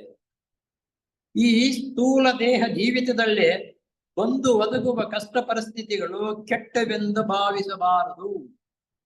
ನಮ್ಮ ಜೀವನದಲ್ಲಿ, ಪ್ರತಿನಿತ್ಯದ ಜೀವನದಲ್ಲಿ ಅಂದ್ರೆ ಸ್ಥೂಲ ಲೋಕದಲ್ಲಿ ಬರ್ತಕ್ಕಂಥ ಕಷ್ಟಗಳು ಅದೆಂತಾದಪ್ಪ ಅಂತಂದ್ರೆ ಕೆಟ್ಟವೆಂದು ಭಾವಿಸಬಾರದು. ನಮ್ಗೆ ಬರ್ತಕ್ಕಂಥ ಕಷ್ಟಗಳು ಬಂದ್ರೆ ಅವು ಕೆಟ್ಟವು, ಏನಪ್ಪಾ ನನಗೆ ಹಿಂಗಾಯ್ತು ಅಂತಕ್ಕಂಥದ್ದು ನಾವು ಚಿಂತೆ ಮಾಡಬಾರ್ದು. ಅವು ಬರ್ತಕ್ಕಂಥದ್ದು ಒಳ್ಳೇದಕ್ಕೆ ಅಂತಕ್ಕಂಥದ ದೃಢವಾದ ನಂಬಿಕೆ ನಮ್ಗೆ ಬರಬೇಕು. ಯಾಕಂದ್ರೆ ಪರಿಶುದ್ಧವಾಗುವುದಕ್ಕಾಗಿ ಕಷ್ಟಗಳು ಬರ್ತಕ್ಕಂಥದ್ದು. ಆ ಕಷ್ಟಕ್ಕೆ ಇನ್ನು 4 ಸುಳ್ಳುಗಳು ಅಪವಾದಗಳು ಮಾಡ್ಕೊಂಡು ಬಂದಾಗ ಇನ್ನೂ ಜಾಸ್ತಿ ಆಗುತ್ತೆ. ಆ ಕಷ್ಟಗಳನ್ನು ನಾವು ನಿಗ್ರಹಿಸಬೇಕು. ಜಾನ್ ರೂಸ್ ಬೋಪ್ ಅಂತಕ್ಕಂಥವ್ರು ಎಂಬ ಅನುಭಾವಿ ಅಂದ್ರೆ ಆ ಅನುಭವಗಳು ಹೊಂದಿರ್ತಕ್ಕಂಥವ್ರು. ಪ್ರತಿಯೊಂದು ಒಳ್ಳೆಯ ಕೆಲಸವು ಅದು ಎಷ್ಟೇ ಅಲ್ಪವಾಗಿರಲಿ ಸರಳ ಹೃದಯದಿಂದ ಅದನ್ನು ಭಗವಂತನಿಗೆ ಅರ್ಪಿಸಿದರೆ ನಮ್ಮ ಸ್ವಭಾವವನ್ನು ದೈವಿಕವಾಗಿ ಪರಿವರ್ತನೆ ಮಾಡುವುದರಲ್ಲದೆ ನಮ್ಮಲ್ಲಿ ನಿತ್ಯತ್ವದ ಜೀವಿತದ ಆಳವನ್ನು ಹೆಚ್ಚಿಸುತ್ತದೆ ಎಂಬುದಾಗಿ ಹೇಳುತ್ತಾರೆ. ನಮ್ಮ ಪ್ರತಿನಿತ್ಯ ನಾವು ಮಾಡ್ತಕ್ಕಂಥ ಸ್ವಲ್ಪ ಸಣ್ಣ ಕೆಲಸವಾದರೂ ದೈವ ಯೋಜನೆಗೆ ಸಂಬಂಧಪಟ್ಟಿರ್ತಕ್ಕಂಥದ್ದು. ದೈವ ಯೋಜನೆ ಅಂತಂದ್ರೆ ಸಾರ್ವಜನಿಕರಿಗೆ ಸಂಬಂಧಪಟ್ಟ ಸಣ್ಣ ಕೆಲಸವಾದ್ರೂ ಸರಿ ಈ ರೀತಿ ಮಾಡ್ಕೊಂಡು ಬರ್ತಾ ಇದ್ದರೆ ನಾವು ಅಭಿವೃದ್ಧಿ ದೈವ ಯೋಜನೆಗೆ ನಿತ್ಯತ್ವದ ಜೀವಿತದ ಆಳವನ್ನು ಹೆಚ್ಚಿಸುತ್ತದೆ. ಆ ಆಳ ಹೆಚ್ಚುವುದು ಅಂತಂದ್ರೆ ಉತ್ತಮ, ಇವತ್ತು ಅಕಸ್ಮಾತ್ ನಾಡಿದ ಇನ್ನೂ ಉತ್ತಮವಾಗಿರ್ತಕ್ಕಂಥ ರೀತಿ ಈ ವರ್ಷ ಆಯ್ತು, ವರ್ಷ ಇನ್ನೂ ಉತ್ತಮವಾಗಿರ್ತಕ್ಕಂಥ ಜೀವನವನ್ನ ನಡೆಸ್ತಕ್ಕಂಥದ್ದು, ಬರ್ತಕ್ಕಂಥ ಕಷ್ಟಗಳನ್ನ ನಿಗ್ರಹಿಸ್ಕೊಳ್ತಕ್ಕಂಥ ಸಾಮರ್ಥ್ಯವು ಸಹಿತ ನಮ್ಗೆ ಬರುತ್ತೆ. ಇಷ್ಟ ಆಯ್ತು. ಈಗ ಇನ್ನೊಂದು, ನಮ್ಮ ಪ್ರತಿಯೊಬ್ಬರಿಗೂ ಗುರುಗಳು ನೀಡುವ ಸಂದೇಶ. ನಮ್ಮ ಪ್ರತಿಯೊಬ್ಬರಿಗೂ ಗುರುಗಳು ನೀಡುವ ಸಂದೇಶ. ನಾನು ನಿನ್ನ ಹತ್ತಿರ ಸಂಬಂಧಕ್ಕೆ ಬರಬಲ್ಲೆ. ಯಾರು ಗುರುಗಳು ಹೇಳ್ತಾರೆ ಅದು, ನಾನು ನಿನ್ನ ಹತ್ತಿರಕ್ಕೆ ಸಂಬಂಧಕ್ಕೆ ಬರ್ತೀನಿ, ಆದರೆ ನೀನು ಪರಿಶುದ್ಧವಾದ ಹೃದಯದಿಂದಲೂ ಹೆಚ್ಚು ದೃಢ ಪರವಾಗಿ ಬೆಳೆಯುತ್ತಿರುವ ಇಚ್ಛಾಶಕ್ತಿಯಿಂದಲೂ ನನ್ನ ಆಹ್ವಾನಿಸಬೇಕು. ಇದ ಬಂತಲ್ಲ ಮಾಮೂಲಿಯಾಗಿ ಇನ್ನೇನೋಡ ಬಂದಿದ್ದಿರ್ತಕ್ಕಂಥದಕ್ಕೆ ಇದಕ್ಕೆ ಸಂಬಂಧ ಬರುತ್ತೆ. ನೀನು ಪ್ರತಿನಿತ್ಯ ದಿನಚರಿಯಲ್ಲಿ ರೂಢಿಯಲ್ಲಿ ಯಾವ ರೀತಿ ಬೆಳವಣಿಗೆ ಮಾಡ್ಕೊಂಡು ಹೋಗ್ತಾ ಇರ್ತೀಯೋ ಆಗ ನಿನ್ನ 3 ದೇಹಗಳು ಬೆಳವಣಿಗೆ ಆಗುತ್ತೆ. ಆ 3 ದೇಹಗಳು ಯಾವಾಗ ಬೆಳವಣಿಗೆ ಆಗ್ತಾ ಬರುತ್ತೋ ನೀವು ದಿನನಿತ್ಯದ ಜೀವನವನ್ನು ನಡೆಸ್ತಕ್ಕಂಥ ಕ್ರಮ ಪದ್ಧತಿಯಲ್ಲಿ ನಡಿಕೊಂಡು ಬರ್ತೀಯ. ಉತ್ತಮವಾಗಿರತಕ್ಕಂಥ ವ್ಯವಸ್ಥೆ ರೀತಿಯಲ್ಲಿ ಸಾರ್ವಜನಿಕರಿಗೆ ಸೇವೆ ಮಾಡ್ತಕ್ಕಂಥ ವ್ಯವಸ್ಥೆಯಲ್ಲಿ ಜೀವನ ನಡೆಸ್ತಾ ಇರುವಾಗ ಆ ರೀತಿ ಇದ್ದಾಗ ಆ ಗುಣಗಳನ್ನು ಬೆಳೆಸಿಕೊಂಡಾಗ ನಾನು ನಿನ್ನ ಹತ್ತಿರ ಸಂಬಂಧಕ್ಕೆ ಬರಬಲ್ಲೆ. ನಿನ್ನ ಹತ್ರಕ್ಕೆ ನಾನು ಬರಬೇಕಾದ್ರೆ ಆದರೆ ನೀನು ಪರಿಶುದ್ಧವಾದ ಹೃದಯದಿಂದಲೂ, ಕಪಟ ಅಲ್ಲ, ಪರಿಶುದ್ಧವಾಗಿರ್ತಕ್ಕಂಥ ಹೃದಯದಿಂದಲೂ ಹೆಚ್ಚು ದೃಢ ಪರವಾಗಿ ಬೆಳೆಯುತ್ತಿರುವ ಇಚ್ಛಾಶಕ್ತಿ, ದೃಢವಾಗಿ ಇಚ್ಛಾಶಕ್ತಿ ಮನುಷ್ಯನಿಗೆ ಬರಬೇಕು. ಯಾರಿಗೆ ಆಗ್ಲೂ ಒಂದು ಇಚ್ಛಾಶಕ್ತಿ ಅಂತಕ್ಕಂಥದ್ದು ಪ್ರಾಮುಖ್ಯ ಆದ ಬೆಳವಣಿಗೆ ಆದ್ರೆ ತಾನಿಂದು ನನ್ನನ್ನು ಆಹ್ವಾನಿಸಬೇಕು, ಆವಾಗ ನಿರುಗಳಿಗೆ ಆಹ್ವಾನ ಮಾಡಿ ನಾನು ಬರ್ತೀನಿ ಎಂದು ನಮ್ಮ ಪ್ರತಿಯೊಬ್ಬರಿಗೂ ಅವರು ಹೇಳುತ್ತಾರೆ. ಈ ರೀತಿ ಪ್ರತಿಯೊಬ್ಬರಿಗೂ ಹೇಳ್ತಾರೆ. ನಿನ್ನ ಜೀವನವನ್ನು ಪರಿಶುದ್ಧಗೊಳಿಸಿಕೊಳ್ಳುತ್ತಾ ಬಂದಾಗ ನಾನು ನಿನ್ನ ಹತ್ತಿರಕ್ಕೆ ಬಂದೇ ಬರ್ತೀವಿ. ಅಲ್ಲಿಗೆ ಏನಪ್ಪಾ ಅಂತಂದ್ರೆ ನಾವು ಪರಿಶುದ್ಧರಾಗಬೇಕು, ಅವ್ರನ್ನ ನೋಡ್ಬೇಕು. ಇಲ್ಲ ಅಂದ್ರೆ ಕಾಣಲ್ಲ, ನಮಗೆ ಗೋಚರವೂ ಆಗಲ್ಲ. ನಾವು ಆ ಮಹಾತ್ಮರ ಶಿಷ್ಯತ್ವವನ್ನು ವಾಸ್ತವವಾಗಿ ಪಡೆಯುವುದಕ್ಕಿಂತ ಮುಂಚೆ ನಾವೆಲ್ಲರೂ ಅವರಿಗೆ ಸಹಾಯ ಸೇವಕರಾಗಿ ಕೆಲಸ ಮಾಡೋಣ. ಮೊಟ್ಟ ಮೊದಲ ಬಾರಿಗೆ ನಮ್ಮ ಒಬ್ಬ ಮನುಷ್ಯನ ಸಾಧಾರಣವಾಗಿರ್ತಕ್ಕಂಥ ಜೀವನದಲ್ಲಿ ಹೇಳ್ತೀನಿ, ನಮಗೊಬ್ಬ ಮನುಷ್ಯನು ಪ್ರಥಮ ಬಾರಿಗೆ ಪರಿಚಯವಾದಾಗ ಏಕದಮ್ ಎಲ್ಲೂ ಗೊತ್ತಾಗಲ್ಲ. ಕೆಲವು ದಿವಸ ಸೇವಕರಾಗಿ, ಕೆಲವು ದಿವಸ ಕೆಲಸಗಳು ಮಾಡ್ತಾ ಆಫೀಸ್ಗಳಲ್ಲಿ ಕೆಲಸ ಮಾಡ್ತಕ್ಕಂಥ ಜೀವನ ಇರ್ತಾರೆ ನೋಡೋ, ಅವನು ಕೆಲವು ದಿವಸ ಆದ್ಮೇಲೆ ಅವನ ನಡೆ ನುಡಿ, ಅವನ ವ್ಯವಹಾರ ಹೇಗಿರುತ್ತೆ ಅಂತಕ್ಕಂಥ ತಿಳ್ಕೊಂಡಿದ್ದಾದ್ಮೇಲೆ ಆಫೀಸರ್ ಆಗಿರ್ತಕ್ಕ ನಂಬಿಕೆ ಬಂದ್ರೆ ಮುಕ್ಕಾಲವಾಗಿ ಅವನು ಕೊಟ್ಟು ಆ ರೀತಿ ನಂಬಿಕೆ ಬರಬೇಕು. ಇನ್ನು ಪ್ರತಿನಿತ್ಯವೂ ಇನ್ನು ಪರಿಶುದ್ಧವಾಗಿರ್ತಕ್ಕಂಥ ಜೀವನವನ್ನು ನಡೆಸ್ತಾ ಬಂದಾಗ ಅವ್ರಿಗೂ ನಮಗೂ ನಂಬಿಕೆ ಅಂತಕ್ಕಂಥದ್ದು ಹುಟ್ಟುತ್ತೆ. ನಂಬಿಕೆ ಹುಟ್ಟಿದಾಗ ನಾವು ಇನ್ನೂ ಬೆಳವಣಿಗೆ ಆಗೋದಕ್ಕೆ ಸಾಧ್ಯವಾಗುತ್ತೆ. ಇನ್ನು ಹೆಚ್ಚಿನ ಜವಾಬ್ದಾರಿ ಆಗ್ತಕ್ಕಂಥ ಕೆಲಸಗಳು ನಮಗೆ ಒದಗಿ ಬರುತ್ತೆ. ಅವಾಗ ನಮ್ಮಲ್ಲಿ ಪ್ರತಿಯೊಬ್ಬರ ಸಹಾಯವು ಅವರ ಬಹುಮುಖವಾದ ಕೆಲಸಕ್ಕೆ ಬೇಕಾಗಿದೆ. ಬೇಕಾದಷ್ಟು ಕೆಲಸವಿದೆ ದೈವ ಯೋಜನೆ. ನಮ್ಮ ಗುಣಗಳನ್ನು ಬೆಳೆಸ್ಕೊಂಡ್ರೆ ಆ ಕೆಲಸಕ್ಕೆ ನಾವು ಸಹಾಯಕರಾಗ್ತೀವಿ. ನಾವು ಆ ಗುಣಗಳನ್ನು ಬೆಳೆಸ್ಕೊಳ್ಳಂತಂದ್ರೆ ಎಲ್ಲ ಸಹಾಯಕರಾಗ್ತೀವಿ. ಈಗ ಒಂದು ದೊಡ್ಡ ಕೆಲಸ ಮಾಡ್ಬೇಕಾದ್ರೆ, ಸಿಗ್ಬೇಕಾದ್ರೆ ಅದಕ್ಕೆ ಸಂಬಂಧಪಟ್ಟಿರ್ತಕ್ಕಂಥ ಕೋರ್ಸ್ ಓದ್ಬೇಕು. ನಾವು ಓದ ನಾಲೆಡ್ಜ್ ತಿಳ್ಕೊಂಡಾಗ ಅಂತ ದೊಡ್ಡ ಕೆಲಸ ಸಿಗುತ್ತೆ. ಅವನು ಇಲ್ಲ ಅಂತಂದ್ರೆ ಸಿಗಲ್ಲ. ಹಾಗೆ ದೈವ ಯೋಜನೆಗೆ ನಾವು ಸಹಾಯಕರಾಗಬೇಕಾದ್ರೆ ನಮ್ಮಲ್ಲ ಗುಣಗಳನ್ನು ನಾವು ಬೆಳೆಸ್ಕೋಬೇಕು. ಆದುದರಿಂದ ಸ್ಥಿಮಿತತೆಯಿಂದಲೂ ಎಚ್ಚರಿಕೆಯಿಂದಲೂ ಒಟ್ಟಾಗಿ ಮುಂದುವರಿಯಿರಿ. ಇಲ್ಲಿ ಇನ್ನೊಂದು ಗುಂಪಿನಲ್ಲಿ ಬಹಳ ಬೆಳವಣಿಗೆ ಆಗೋದಕ್ಕೆ ಸಾಧ್ಯ. ಒಬ್ಬಂಟಿಯಾಗಿ ಒಬ್ಬರ ಧ್ಯಾನ ಮಾಡೋದಕ್ಕಿಂತ ಒಂದು ನಿಯಮಬದ್ಧವಾಗಿ ವ್ಯವಸ್ಥೆ ರೀತಿಯಲ್ಲೇ 4-5 ಜನ ಧ್ಯಾನ ಮಾಡಿದಾಗ ಅದಕ್ಕೆ ಚೈತನ್ಯ ಸಾಮರ್ಥ್ಯ ಸಿಗ್ತದೆ, ಇಂಪ್ರೂವ್ಮೆಂಟ್ ಆಗುತ್ತೆ.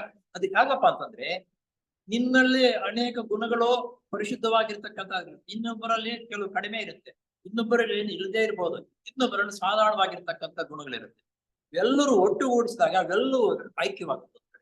ಆ ಪವರ್, ಆ ಶಕ್ತಿ ಐಕ್ಯವಾದಾಗ ಎಲ್ಲರ ಮೇಲೆ ಸಮಾನವಾಗಿ ಇದ್ದಾಗ ಹೀಗೆ ಕೆಲವು ದಿನಗಳು ಆಗ್ತಾ ಅತ್ಯಂತ ಉತ್ತಮವಾಗಿರ್ತಕ್ಕಂಥ ಸಾಮರ್ಥ್ಯ ಬೆಳೆಸಿಕೊಳ್ಳುವುದಕ್ಕಾಗಿ ಅದು ಸಹಾಯವಾಗುತ್ತದೆ.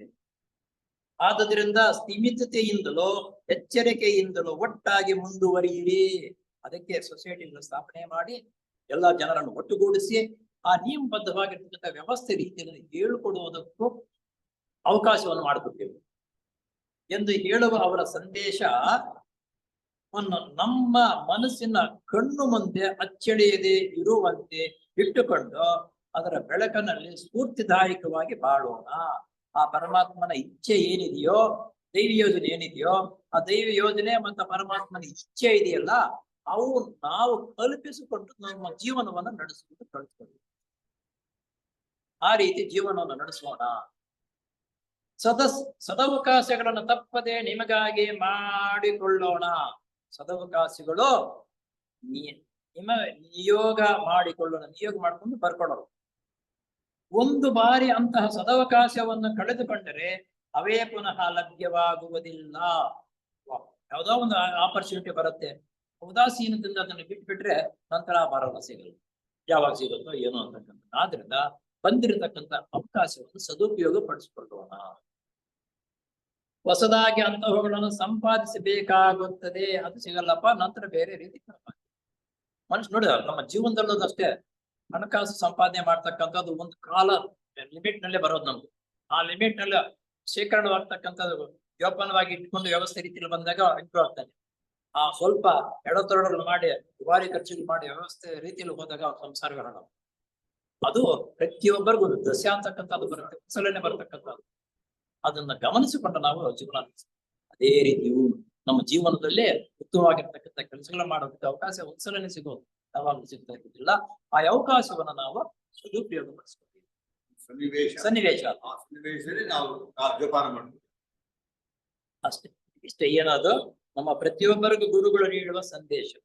ನಮ್ಮ ಬೆಳವಣಿಗೆ ಯಾವ ರೀತಿ ಆಗಬೇಕು ಆ ನಿಟ್ಟಾಗಿರ್ತಕ್ಕಂಥದ್ದು. ಆ ಒಂದು ಸನ್ನಿವೇಶ ಒದಗಿ ಬಂದಾಗ ಅದನ್ನ ಬಿಡದಿರ ಬಿಟ್ಟರೆ ನಂತರ ಅಂತ ಪ್ರಶಿಸ್ತಕ್ಕಂಥದ್ದು ಅಪರೂಪ. ಈ ರೀತಿ ನೀವು ಜೀವನವನ್ನು ನಡೆಸುವುದಕ್ಕೆ ಪ್ರಯತ್ನ ಪಡು ಅಂತ ಸಂದೇಶ ಕೊಡ್ತಾರೆ. ಆಮೇಲೆ ದಿನಚರಿ ಜೀವಿತಕ್ಕೆ ಸಂಬಂಧಪಟ್ಟ ಕೆಲವು ಸಲಹೆಗಳು.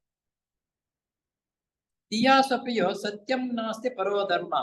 ನಮ್ಮ ಮುಂದುಗಡೆನೆ ಬೋರ್ಡ್ ಇದೆ, ಸತ್ಯಂ ನಾಸ್ತಿ ಪರೋ ಧರ್ಮ ಅಂತಕ್ಕಂಥದ್ದು ಎಂಬ ಉನ್ನತ ಮಟ್ಟದ ಧ್ಯೇಯವನ್ನ ತನ್ನ ಮುಖ್ಯ ಉದ್ದೇಶವಾಗಿ ಇಟ್ಟುಕೊಂಡಿರುವುದರಿಂದ ಸೊಸೈಟಿ ಈ ಮುಖ್ಯವಾಗಿರ್ತಕ್ಕಂಥ ನಿಯಮವನ್ನು ಉದ್ದೇಶವನ್ನು ಇಟ್ಟುಕೊಂಡಿದೆ. ಯಾವುದು? ಈ ಸತ್ಯಂ ನಾಸ್ತಿ ಪರೋ ಧರ್ಮ ಅಂತಕ್ಕಂಥದ್ದು ಸಂಸ್ಕೃತ ಪದ. ಆ ಬೆಳಕಿನಲ್ಲಿ ಹೊರಗಿನ ಮತ, ಜಾತಿ, ಕುಲ, ವರ್ಣ, ಜನಾಂಗಗಳಿಗೆ ಸಂಬಂಧಪಟ್ಟ ಭೇದಗಳ ಮಧ್ಯೆ ಎಲ್ಲವನ್ನು ಒಂದುಗೂಡಿಸುವ ಸತ್ಯದ ಆಧಾರದ ಮೇಲೆ ನಿಂತಿರುವ ಮುಖ್ಯ ತತ್ವಗಳು. ಎಲ್ಲಾ ಮತಗಳು, ಇಷ್ಟು ಮತಗಳು ಹೇಳಿದ್ರು, ಎಲ್ಲಾ ಮತಗಳಲ್ಲಿ ಇರ್ತಕ್ಕಂಥದ್ದು ಸತ್ಯವನ್ನ ಆಧಾರ ಇಟ್ಟುಕೊಂಡು ಜೀವಿಸ್ಬೇಕು. ಎಲ್ಲಾ ಮತಗಳು ಯಾವ ಮತಗಳಿದ್ದು? ಮತ, ಜಾತಿ, ಕುಲ, ವರ್ಣ, ಜನಾಂಗಗಳಿಗೆ ಸಂಬಂಧಪಟ್ಟ ಭೇದಗಳ ಮಧ್ಯೆ ಎಲ್ಲವನ್ನು ಒಂದುಗೂಡಿಸುವ ಸತ್ಯದ ಆಧಾರದ ಮೇಲೆ ನಿಂತಿರುವ ಮುಖ್ಯ ತತ್ವಗಳು ಎದ್ದು ಕಾಣುತ್ತವೆ. ಇಡೀ ಮನಸ್ಸಿನಲ್ಲಿ ಒಂದ್ ರೀತಿ ಇಲ್ಲ, ಮನಸ್ಸಿನಲ್ಲಿ ಒಂದ್ ರೀತಿ ಇಲ್ಲ, ಎಲ್ಲರಲ್ಲೂ ಅಂತಕ್ಕಂಥದ್ದು ಒಂದೇ. ಜಾತಿಯನ್ನೇ ಕುಲ ಅಂತಕ್ಕಂಥ ಇದರಲ್ಲಿ ಯಾವುದೂ ಇಲ್ಲ, ಎದ್ದು ಕಾಣು. ಅನೇಕ ತತ್ವಗಳ ಮಧ್ಯೆ ಏಕತ್ವವು ಕಂಗೊಳಿಸುತ್ತದೆ. ವಿವಿಧ ರೀತಿ ಭಾರತ ದೇಶದ ಜನ ವಿವಿಧ ರೀತಿಯಲ್ಲಿದ್ದಾರೆ. ಎಲ್ಲರಲ್ಲೂ ಇರ್ತಕ್ಕಂಥ ಪ್ರೇಮ, ದೇಶ ಪ್ರೇಮ. ಆದುದರಿಂದ ಥಿಯಾಸಫಿ ಸಮಾಜಕ್ಕೆ ಸೇರಿರುವ ನಾವೆಲ್ಲರೂ ಪರಸ್ಪರ ಸಹನೆ, ಔದಾರ್ಯತೆ, ನಮ್ಮಲ್ಲಿರುವ ಕುಂದು ಕೊರತೆಗಳನ್ನು ಪರಸ್ಪರ ಮನ್ನಿಸುವ ಗುಣ. ಕುಂದು ಕೊರತೆಗಳು ಬಂದೇ ಬರುತ್ತೆ, ಅವನ್ನ ಮಣಿಸ್ಬೇಕು. ಆ ಗುಣವನ್ನು ನಾವು ಬೆಳೆಸ್ಕೋಬೇಕು. ಪರಸ್ಪರ ಸಹಾಯ ಮಾಡತಕ್ಕ ಮನೋಭಾವನೆ ಮತ್ತು ಸಹಕಾರ ಮನೋಭಾವನೆ, ಇವುಗಳ ಮೂಲಕ ಸತ್ಯಾನ್ವೇಷಣೆಯನ್ನು ಮುಂದುವರಿಸಬೇಕು. ನೀನು ಆ ರೀತಿ ಹೊಂದಾಣಿಕೆ ಮಾಡಿಕೊಂಡು ಜೀವನವನ್ನು ನಡೆಸ್ತಕ್ಕಂಥದ್ದು ಬರಲಿಲ್ಲ ಅಂದ್ರೆ ಸತ್ಯಾನ್ವೇಷಣೆ ಗ್ರಹಿಸುವುದಕ್ಕೆ ಸಾಧ್ಯ. ನೋಡು, ಒಂದಕ್ಕೊಂದು ರೀತಿ ಸಂಬಂಧಗಳಿರುತ್ತೆ ಅಂತ. ಇಂತಹ ಉನ್ನತ ಮಟ್ಟದ ನೈತಿಕ ನಿಯಮವನ್ನು ಬಿಡದೆ ಅನುಷ್ಠಾನ ಮಾಡಬೇಕೆಂಬುದು ನಮ್ಮ ತತ್ವ ನಿರೀಕ್ಷಣೆ ಮಾಡುತ್ತದೆ. ನಮ್ಮ ತತ್ವ, ಡಿಸಾಪಿಲ್ ಸೊಸೈಟಿ ತತ್ವ ಈ ರೀತಿ ನಿರೀಕ್ಷೆ ಅಂದ್ರೆ ಇದು ಬರ್ತಾನೆ, ಆಗ್ತಾನೆ, ಮುಂದೆ ಬೆಳವಣಿಗೆ ಆಗ್ತಾನೆ ಅಂತಕ್ಕಂಥ ನಿರೀಕ್ಷೆಯಲ್ಲೇ ಇದೆ. ಥಿಯಾಸಫಿ ಪ್ರಚಾರಕ್ಕಾಗಿ ಭಾಷಣಗಳನ್ನು ಮಾಡಿದರೆ ಸಾಲದು. ಪ್ರತಿಯೊಂದು ಕಡೆನೂ ಇದೇ ಬಂದಿರೋದು. ಭಾಷಣಗಳು ಮಾಡಿಬಿಟ್ರೆ ಮುಗಿದಪ್ಪ, ನಿಮ್ ಭಾಷಣ ಚೆನ್ನಾಗಿದ್ರೆ ಅವ್ರಿಗೂ ಖುಷಿ, ನೀನ್ ಚೆನ್ನಾಗಿದೆ ಅಂತ ಹೇಳ್ತಾನೆ ಅಷ್ಟೇ ಹೊತ್ತ ಅದ್ರ ಸಾರ ಏನಿದೆ ಏನು ಗೊತ್ತಿಲ್ಲ. ಅವ್ರಿಗೆ ಖುಷಿಯೋ ಖುಷಿ, ನಾನು ಚೆನ್ನಾಗಿ ಭಾಷಣ ಮಾಡಿ. ಆ ರೀತಿ ಭಾಷಣ ಮಾಡಿದ್ರೆ ಸಾಲದು. ಬೋಧಿಸುವ ವಿಷಯಗಳು ತಮ್ಮ ದಿನಚರಿ ಜೀವಿತದಲ್ಲಿ ಹಾಸು ಹೊಕ್ಕಿನಂತೆ ಕಾರ್ಯರೂಪಕ್ಕೆ ಇಳಿದಿರಬೇಕು.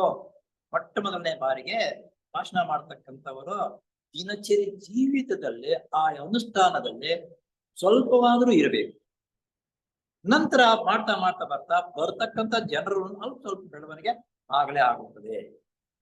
ಪ್ರತಿಯೊಬ್ಬ ಥಿಯಾಸಫಿ ಔಪಾಸಕನು ತನ್ನ ಕೈಲಾದಷ್ಟು ಒಳ್ಳೆಯದನ್ನು ಮಾಡುತ್ತಾ ಬರಲಿ. ಆಗ ಪ್ರತಿಯೊಂದು ಥಿಯಾಸಫಿ ಲಾಡ್ಜ್ನ ಕ್ಷೇತ್ರದ ಒಳಗೂ ಹೊರಗೂ ಮಾನವೀಯತೆಯ ದುಃಖವು ತಗ್ಗುತ್ತಾ ಬರುವುದರಲ್ಲಿ ಸಂಶಯ ಬಂದಿರ್ತಕ್ಕಂಥವ್ರು, ಭಾಷಣ ಮಾಡ್ತಕ್ಕಂಥವ್ರು, ಭಾಷಣ ಕೇಳ್ಕೊಡ್ತಕ್ಕಂಥವ್ರು ಎಲ್ಲರೂ ಒಂದು ಕೂಡಿ ಒಳ್ಳೇದು ಕೆಟ್ಟದ್ದು ಯಾವ್ದು, ನಾವು ಯಾವ ರೀತಿ ನಡೆಯಕೋಬೇಕು ಅಂತಕ್ಕಂಥದ್ದನ್ನ ನಿಯಮಬದ್ಧವಾಗಿ ವ್ಯವಸ್ಥೆ ರೀತಿಯಲ್ಲಿ ನಾನು ನಡೆಯಬೇಕು ಅಂತಕ್ಕಂಥ ಮೊಟ್ಟ ಮೊದಲು ದೃಢವಾಗಿರ್ತಕ್ಕಂಥ ಸಂಕಲ್ಪ ಅವರಲ್ಲಿ ಬೆಳೆಸ್ಬೇಕು. ಆ ಚಾತುರ್ಯ, ಆ ಸಂಕಲ್ಪ ನಾವು ಬೆಳೆಸಿದಾಗ ದಿನೇ ದಿನೇ ದಿನೇ ದಿನೇ ಒಳ್ಳೇದಾಗ್ತಾ ಬರುತ್ತೆ. ಮಾನವೀಯತೆ ದುಃಖವ ತಗ್ಗುತ್ತಾ ಬರುವುದರಲ್ಲಿ ಸಂಶಯವಲ್ಲ. ನಿಮ್ಗೂ ನಮ್ಗೊಬ್ಬರಿಗೆ ಎಲ್ಲ ದುಃಖ ಸಂಶಯವಾಗುತ್ತೆ. ಮಾನವೀಯತೆ ಇರ್ತಕ್ಕಂಥ ಪ್ರತಿಯೊಬ್ಬರಿಗೂ ಆ ದುಃಖವು ಕಡಿಮೆಯಾಗುತ್ತದೆ. ಪ್ರತಿಯೊಬ್ಬ ತಿಯಾಸಪಿ ಔಪಾಸಕನು ತನ್ನ ಅಂತರಾತ್ಮನಿಗೆ ಒಪ್ಪುವ ದಾರಿಯಲ್ಲಿ ಬಾಳುತ್ತಾ ಇತರರಿಗೂ ಸೇವೆ ಸಲ್ಲಿಸುತ್ತಾ ಬರಲಿ. ನಾವು ಯಾವುದೇ ಒಂದು ಕೆಲಸ ಮಾಡ್ಬೇಕಾದ್ರೆ ಬೇರೆಯವ್ರು ಮೋಸ ಮಾಡ್ಬೋದು. ಒಳಗಡೆ ಒಂದ್ ರೀತಿ ಇಟ್ಕೊಂಡು ಮೇಲ್ಗಡೆ ಮಾಡ್ತಾ ಇದ್ದಾಗ ಅಯ್ಯೋ ಪರವಾಗಿಲ್ಲಪ್ಪ ಚೆನ್ನಾಗಿರ್ತದೆ. ಆದ್ರೆ ನಾನು ಮಾಡ್ತಾ ಇರ್ತದೆ ನನ್ನ ಅಂತರಾತ್ಮ ಒಪ್ಪಲ್ಲ, ನೀನು ಮೋಸ ಮಾಡಿಬಿಟ್ಟೆ, ಅವ್ರನ್ನ ನಂಬಿಸ್ಬಿಟ್ಟೇರಿ ಅಂತ ನಾನು ಹುಚ್ಚುತ್ತಾನೆ ಇರೋದು. ನೀಚ ಸ್ವಭಾವಕ್ಕೆ ಎಂದರೆ ನಮ್ಮ ಕಾಮ ಸ್ವಭಾವಕ್ಕೂ ಮನಸ್ಸಿಗೂ ಒಪ್ಪಿಗೆಯಾಗತಕ್ಕದ್ದು. ನಮ್ಮ ಅಂತರಾತ್ಮನಿಗೆ ಒಪ್ಪಿಗೆಯಾಗದೇ ಇರಬಹುದು.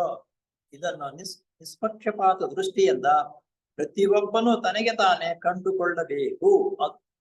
ನಾನು ಮಾಡ್ತಾ ಇರೋದು ಸರಿನಾ ತಪ್ಪಾ ಇನ್ನೊಬ್ಬರ ಬೆರಳು ತೋರಿಸಿ ಹೇಳುವ ಅವಶ್ಯಕತೆ ಇಲ್ಲ. ತನ್ನಷ್ಟಕ್ಕೆ ತನ್ನ ತೂಕ ಹಾಕೋಬೇಕಮ್ಮ. ನಾನ್ ಮಾಡ್ತಾ ಇರೋದು ಸರಿನಾ ತಪ್ಪಾ ಅಂತಕ್ಕಂಥದ್ದು ಅವರಷ್ಟಕ್ಕೆ ಅವರೇ ತೂಕ ಹಾಕೊಂಡು ವಿಮರ್ಶೆ ಮಾಡಬೇಕು. ಆಗ ಇತರರ ಅಭಿಪ್ರಾಯಕ್ಕೆ ಮನ್ನಣೆ ಕೊಡಬೇಕಾಗಿಲ್ಲ. ಇತರರು ಅಯ್ಯೋ ಅವ್ರು ಏನಾದ್ರೂ ಹೇಳ್ಕೊಳ್ಳಿ, ನನ್ನ ನಿಷ್ಠೆಯಿಂದ ನಿಯಮಬದ್ಧವಾಗಿ ನಾನು ಜೀವನ ನಡೆಸ್ತಾ ಇದ್ದೀನಿ ಅಂತಂದ್ರೆ ಸಾಕು, ನಿನ್ನಷ್ಟಕ್ಕೆ ನೀನು ಇನ್ನೊಬ್ಬರ ಹೇಳಿಕೆ ಬೇಕಾಗಿಲ್ಲ.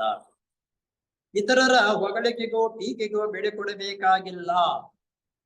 ಏಕೆಂದರೆ ನಮ್ಮ ಜೀವಿತ ಮತ್ತು ನಮ್ಮ ಕೆಲಸ ಮೇಲ್ಕಂಡ ಗಜಿಕಟ್ಟಿಯ ಪ್ರಕಾರ ಉಪಯುಕ್ತವಾಗಿರುವುದು ಸ್ವಲ್ಪ ಮಟ್ಟಿಗೆ ಉಪಯುಕ್ತವಾಗಿರುವುದು ಸ್ವಲ್ಪ ಮಟ್ಟಿಗೆ. ಇತರರು ನಿಜವಾದ ನಮ್ಮ ಬೆಳಕಿನ ಸ್ವಭಾವವನ್ನು ಅರಿಯಲಾರರು. ಇದು ನೋಡಿ, ಬೇರೆಯವರು ನನ್ನಲ್ಲಿರ್ತಕ್ಕಂಥ ಲೋಪದೋಷಗಳು, ನಾನು ತಪ್ಪು ಮಾಡ್ತಾ ಇದ್ದೀನ ಒಳ್ಳೇದು ಮಾಡ್ತಾ ಇದ್ದೀನ ಕಂಡು ಹಿಡಿಯೋದಕ್ಕೆ ಸಾಧ್ಯವಿಲ್ಲ, ಯಾರು ಮಾಡಕ್ಕೆ ಆಗಲ್ಲ. ಆದರೆ ಡಾಕ್ಟರ್ ಅನಿ ಬೆಸೆಂಟ್ ಆದರ್ಶವು ಈ ವಿಷಯದಲ್ಲಿ ತುಂಬಾ ಅನುಕರಣೀಯವಾದದ್ದು. ಅವರು ಇತರರ ಹೊಗಳಿಕೆಗೆ ಸ್ವಲ್ಪವೂ ಗಮನ ಕೊಡುತ್ತಿರಲಿಲ್ಲ, ಆದರೆ ಇತರರ ಟೀಕೆಗಳಿಗೆ ಮಾತ್ರ ತುಂಬಾ ಗಮನ ಕೊಟ್ಟು ಅವರು ಹೇಳುವಂತೆ. ಯಾರಾದ್ರೂ ಟೀಕೆ ಮಾಡಿದ್ರೆ ಅವ್ರ ಬಗ್ಗೆ ಗಮನ ಕೊಡ್ತಾ ಇಲ್ಲ. ಆ ಟೀಕೆ ಮಾಡಿದಾಗಾದ್ರೂ ನನ್ನ ಗುಣಗಳು, ನನ್ನ ತಪ್ಪುಗಳು ಏನಾದ್ರು ಇದೆಯಾ ಅಂತ ಅನ್ನೋದು ವಿಮರ್ಶೆ ಮಾಡ್ಕೊಳ್ತಾ ಇದ್ರು. ತಮ್ಮಲ್ಲಿ ಏನಾದ್ರೂ ದೋಷವಿದ್ದರೆ ಅದನ್ನು ಕೂಡಲೇ ತಿದ್ದುಕೊಳ್ಳುತ್ತಿದ್ದರು. ದೊಡ್ಡ ಗುಣ ಅನ್ನೋದು ಅಪ್ಪ, ಅವ್ರು ದೊಡ್ಡಸ್ತಿಗೆ ದೊಡ್ಡವರು ಅಂತ ಅನ್ನೋದು ಇದಕ್ಕೆ. ಏನಾದ್ರೂ ಟೀಕೆ ಮಾಡಿದಾಗ ಅವರಲ್ಲಿ ಏನಾದ್ರೂ ತಪ್ಪುಗಳಿದ್ದಿರೋದು ತಕ್ಷಣ ತಿಳ್ಕೊಳ್ತಾ ಇದ್ರು. ಅವುಗಳನ್ನು ವಿಷಯವಾಗಿ ಉದಾಸೀನವಾಗಿರುತ್ತಿದ್ದಂತೆ ನಾವು ಕೂಡ ಈ ಆದರ್ಶದಂತೆ ನಡೆಯುವುದು ತುಂಬಾ ಉಪಯುಕ್ತವಾದದ್ದು. ಅಮ್ಮ ತಾಯಿಯವರು ಅನಿ ಬೆಸೆಂಟ್ನವರು ಯಾವ ರೀತಿ ಜೀವನವನ್ನು ನಡೆಸ್ತಾ ಇದ್ದಾರೋ ಆ ರೀತಿ ನಾವು ಜೀವನವನ್ನು ನಡೆಸುವುದು ನಮ್ಮ ಅಂತರಾತ್ಮನ ಮೆಚ್ಚುವಂತೆ ನಡೆದುಕೊಳ್ಳಲು ಪ್ರಯತ್ನಿಸೋಣ. ಅದೇ ನಮ್ಮ ಭಾಗದ ದೇವರು. ಇನ್ನೊಬ್ಬರ ಟೀಕೆ ಟಿಪ್ಪಣಿಗೆ ಗಮನಬೇಕು. ನಮ್ಮ ಅಂತರಾತ್ಮ ಹೇಳುದು ನಾನ್ ಮಾಡ್ತಾ ಇರೋದು ಸರಿನಾ ತಪ್ಪ, ನಾನು ಮೋಸ ಮಾಡಿದೀನ ಅಂತಕ್ಕಂಥದ್ದು. ಅದರಂತೆ ನೀನು ಜೀವನವನ್ನು ನಡೆಸುವುದು ಕಲಿತು.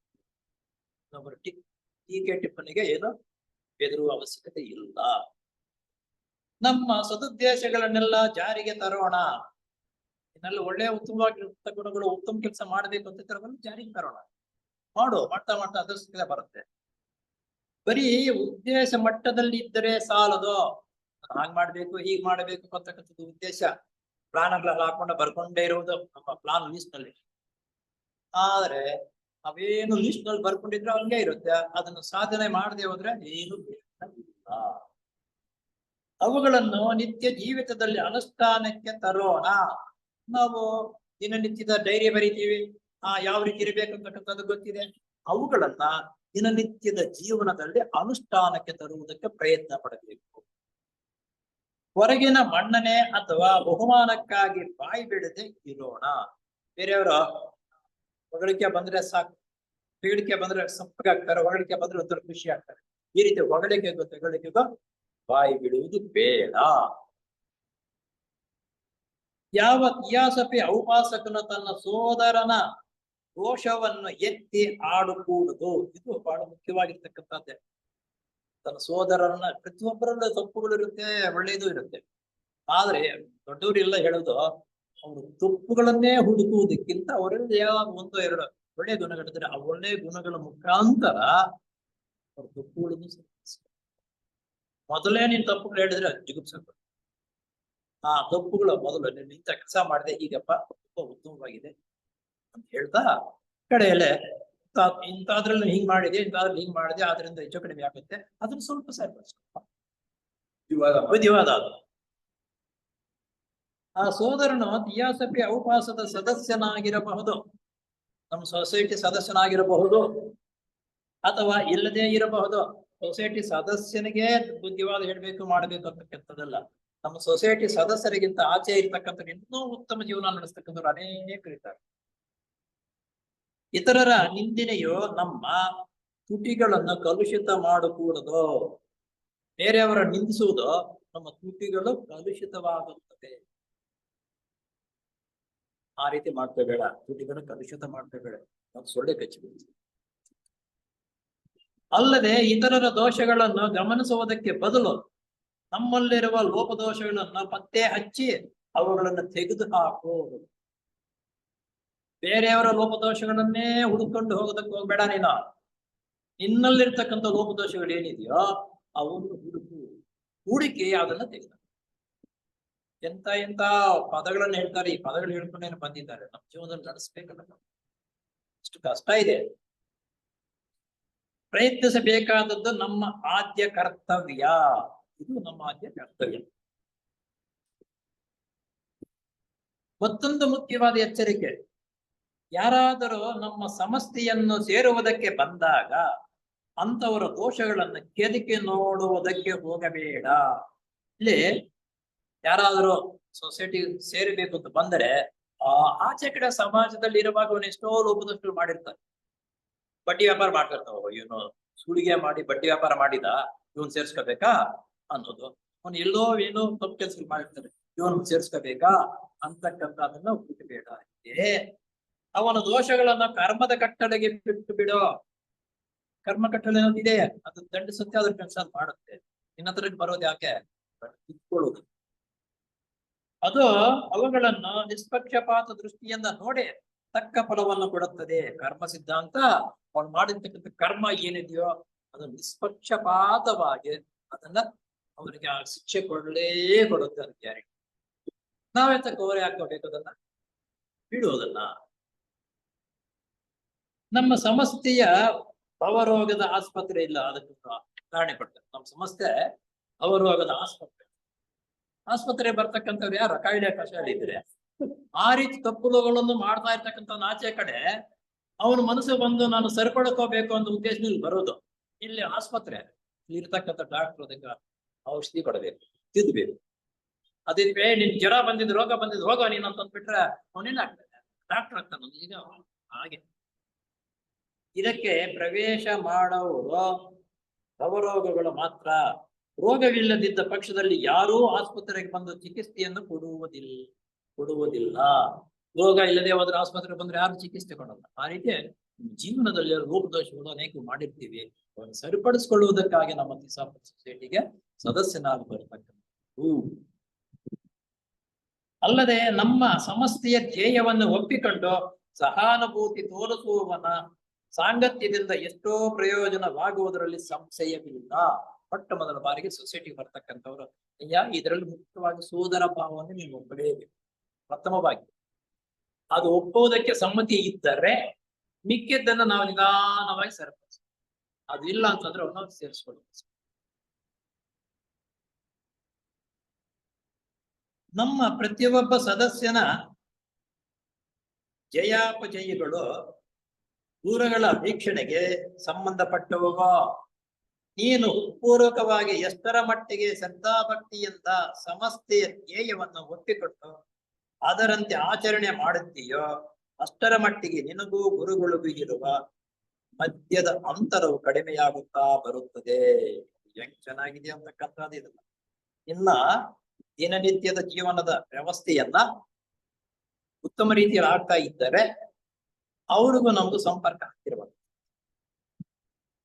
ನಿನ್ನ ದಿನನಿತ್ಯದ ಜೀವನವು ಸರಿ ಇಲ್ಲದಾದ್ರೆ ಅಷ್ಟೇ ದೂರ. ಆದ್ರಿಂದ ಅವ್ರ ಸಂಪರ್ಕವು ಹತ್ತಿರವಾಗಬೇಕಾದ್ರೆ ಈ ರೀತಿ ನಾವು ಜೀವನವನ್ನು ನಡೆಸ್ತೀವಿ. ಇದು ಇಷ್ಟ ಆಗಿದೆ.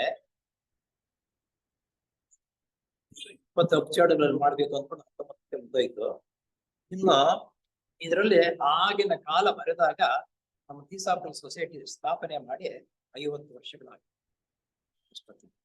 50 ವರ್ಷಗಳಾದಾಗ 50 ವರ್ಷದಲ್ಲಿ ಕೊರತೆಗಳು ಏನ್ ಬಂತು, ಯಾವ ರೀತಿ ಯಾರಾಗ್ತಿರೋ ಹಾಗೆ ಸರಿಪಡಿಸ್ಬೇಕು, ಅದೇನಾಗುತ್ತೆ, ಮುಂದೆ ಏನಾಗುತ್ತೆ, ಭವಿಷ್ಯ ಅದನ್ನ ಒಂದೆರಡು ಇದರಲ್ಲಿ ಹೇಳೋಣ.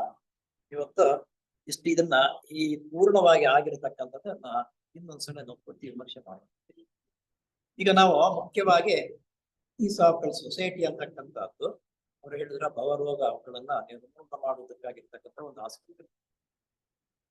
ಆ ರೀತಿ ಕಾಯಿಲೆ ಕಸಿಯಲ್ಲಿ ಇರ್ತಕ್ಕಂಥವನ್ನ ಆಸ್ಪತ್ರೆಗೆ ಬರ್ತಕ್ಕಂಥದ್ದು ಏನು ಇಲ್ಲದೆ ಇರ್ತಕ್ಕಂಥವ್ನು ಬರಂಗಿಲ್ಲ. ಆದ್ರೆ ಇದು ಸೊಸೈಟಿಗೆ ಬರಬೇಕು ಅಂತಕ್ಕಂಥದ್ದನ್ನು ಸಮಾಜದಲ್ಲಿ ಲೋಪದೋಷಗಳು, ತಪ್ಪು ಒಪ್ಪುಗಳು ಮಾಡ್ತಾ ಇದ್ದಾರೆ. ಒಂದಲ್ಲ ಒಂದ್ ದಿವಸ ಅಯ್ಯೋ ಯಾವ್ದೋ ಒಂದ್ ಸಮಸ್ಯೆ ಇದೆಯಪ್ಪ, ಅಲ್ಲಿ ಹೋದ್ರೆ ನೆಮ್ಮದಿ ಬರುತ್ತೆ ಅಂತ ಹೇಳ್ಬಿಟ್ಟು ಬಂದ್ರೆ ಇಲ್ಲಿ ವ್ಯವಹಾರಗಳೇ ಕೆಟ್ಟೋಗಿ ಹೆಚ್ಚು ಕಡಿಮೆ ಇದ್ದಾಗ ಅವನೇನ್ ಅನ್ಸುತ್ತೆ, ಅಯ್ಯೋ ಥಿಯೋಸಾಫಿಕಲ್ ಸೊಸೈಟಿ ಅಂದ್ಕೊಂಡು ನಾನು ಅಲ್ಲಿ ಬಂದ್ರೆ ಅದು ಥಿಯಾಸಫಿ ಬಿಟ್ಟು ಉಳಿದಿದ್ದೆಲ್ಲೂ ಅಲ್ಲಿ ಸಿಗುತ್ತೆಪ್ಪ ಅಂತ ಮನಸ್ಸಿಗೆ ಜಿಗುಪ್ಸೆ ಆಗೋಗ್ಬಿಟ್ರೆ ಪೂರ್ಣವಾಗಿ ಕೆಟ್ಟದ್ದು. ಏನು ಪೂರ್ಣವಾಗಿ ಕೆಟ್ಟದ್ದು. ಹಾಲು ಕಾಯಿಸಿ ಒಂದು ಸ್ವಲ್ಪ ಎಪ್ಪ ಹಾಕಿದ್ರೆ ಏನಾಗುತ್ತೆ, ಮೊಸರಾಗುತ್ತೆ, ಅಥವಾ ಕೆಟ್ಟೋಗ್ಲು ಕೆಟ್ಟೋಗುತ್ತೆ. ಹುಳಿ ಹಾಕಿದ್ರೆ ಏನಾಗುತ್ತೆ, ಒಡ್ದಾಗುತ್ತೆ. ಎಪ್ಪ ಹಾಕಿದ್ರೆ ಮೊಸರಾಗುತ್ತೆ, ನಂತರ ಏನೋ ಅದಾಗತ್ತೆ. ಸ್ವಲ್ಪ ಹುಳಿ ಹಾಕ್ಬಿಟ್ರೆ ಹಾಗೆ ಹೊಸಬ್ರು ಬಂದಾಗ ಥಿಯೋಸಾಫಿಸ್ಟ್ ಸೊಸೈಟಿ ಅಂದ್ಕೊಂಡು ನಾನು ಬಂದೇನಪ್ಪ, ಅದೇ ಥಿಯಾಸಫಿ ತತ್ವವನ್ನು ಬಿಟ್ಟು ಉಳಿದಿದ್ದೆಲ್ಲೂ ಇದೆ ಅನ್ನೋ ಪ್ರಚಾರ ಆಗ್ಬಿಟ್ರೆ ಅದು ಸೊಸೈಟಿಗೂ ಸ್ಥಾಪನೆ ಮಾಡಿರ್ತಕ್ಕಂಥದ್ದು ನಾವು ದ್ರೋಹ ಮಾಡದಂಗ. ಆದ್ರಿಂದ ಬಹಳ ಹುಷಾರಾಗಿ ನಾವು ಸೊಸೈಟಿ ನಿಯಮಗಳನ್ನು, ವ್ಯವಸ್ಥೆಯನ್ನು, ಮಾತನಾಡ್ತಕ್ಕಂಥ ವ್ಯವಸ್ಥೆ ರೀತಿಯ ನಿಯಮಗಳನ್ನ ಮಾಡ್ತಕ್ಕಂಥದ್ದು ಉತ್ತಮ ರೀತಿಯಲ್ಲಿ ಯಾವ ರೀತಿ ಬರಬೇಕಂತಕ್ಕಂಥ ಯೋಚನೆ ಮಾಡಬೇಕಂತ ಬರುತ್ತೆ ಅಂತಕ್ಕಂಥ ಮುಖ್ಯವಾಗಿರ್ತಕ್ಕಂಥ ಥಿಯೋಸಾಫಿಕಲ್ ಸೊಸೈಟಿಯಲ್ಲೇ ಒಂದು ವ್ಯವಸ್ಥೆ ಇರಬೇಕು. ನಾವು ಪಾಠಶಾಲೆಗಳಲ್ಲಿ ಸಮೇತ ಒಂದು ವ್ಯವಸ್ಥೆ, ಒಂದು ವರ್ಷಕ್ಕೆ ಸಂಬಂಧಪಟ್ಟಿರ್ತಕ್ಕಂಥ ವ್ಯವಸ್ಥೆ ರೀತಿಯಲ್ಲಿ ಯಾವ್ಯಾವ್ದು ಏನೇನಿದೆಯಾ, ಯಾವ ಸಬ್ಜೆಕ್ಟ್ ಯಾವ ಮೇಸ್ಟ್ಗೆ ಯಾವ ರೀತಿ ಹೇಳಬೇಕು ಮಾಡ್ಬೇಕು ಅಂತಕ್ಕಂಥ ಒಂದು ವ್ಯವಸ್ಥೆ ಇರುತ್ತೆ. ಹಾಗೆ ಥಿಯೋಸಾಫಿಕಲ್ ಸೊಸೈಟಿಗೂ ಸಮೇತ ಒಂದು ವ್ಯವಸ್ಥೆ ಇದೆ. ಅದೇನಪ್ಪಾ ಅಂತಂದ್ರೆ 5 years of ಥಿಯಾಸಫಿ ಅಂತಕ್ಕಂಥ ಒಂದು ಪುಸ್ತಕ ಇದೆ. ಅದರಲ್ಲಿ ನಿಯಮಬದ್ಧವಾಗಿ ವ್ಯವಸ್ಥೆ ರೀತಿ ಯಾವ ರೀತಿ ಬರ್ಬೇಕು ಅಂತಕ್ಕಂಥದ್ದು ಇದೆ. ರಾಜಪ್ಪನವರ ಕಾಲದಲ್ಲಿ ಇತ್ತು, ಹೇಳ್ತಾ ಇದ್ರು. ಆದ್ರೆ ಅದು ಅನುಷ್ಠಾನಕ್ಕೆ ಬರಲಿಲ್ಲ. ಎಲ್ಲೋ ಸ್ವಲ್ಪ ಮೊದಲು ಮಾಡಿದ್ರು, ನಂತರ ಅನುಷ್ಠಾನಕ್ಕೆ ಬರಲಿಲ್ಲ. ಯಾಕಂದ್ರೆ ಅಲ್ಲೇ ಮಾಮೂಲಿಯಾಗಿ ಮೆಂಬರ್ ಮಾಡ್ಕೋಬೇಕಾದ್ರೆ ಅವನ ಲೋಪದೋಷಗಳು ಏನಿರುತ್ತೆ ಅವನ್ನ ಎಂತ ರೀತಿಯಲ್ಲಿ ಅವನ್ನ ಹೇಳ್ಬೇಕು, ಯಾವ ಪುಸ್ತಕವಾದ ಮೇಲೆ ಯಾವ ಪುಸ್ತಕವನ್ನು ಓದೋದಕ್ಕೆ ಕೊಡಬೇಕು, ಪುಸ್ತಕಗಳನ್ನು ಓದಬೇಕಾದ್ರೆ ಅಲ್ಲಿ ಯಾವ ರೀತಿ ನಾವು ಉತ್ತೇಜನ ಪಡಬೇಕು ಅಂತಕ್ಕಂಥದ್ದು ಅವರ ಅತ್ಯಂತ ಉತ್ತಮವಾಗಿರತಕ್ಕಂಥ ಒಂದಕ್ಕೊಂದು ಸಂಬಂಧ ಕಲ್ಪಿಸ್ತಕ್ಕಂಥ ಅದರಲ್ಲಿ ಆ ಸಿಲೆಬಸ್ ನಲ್ಲಿ ಇದೆಯಾ.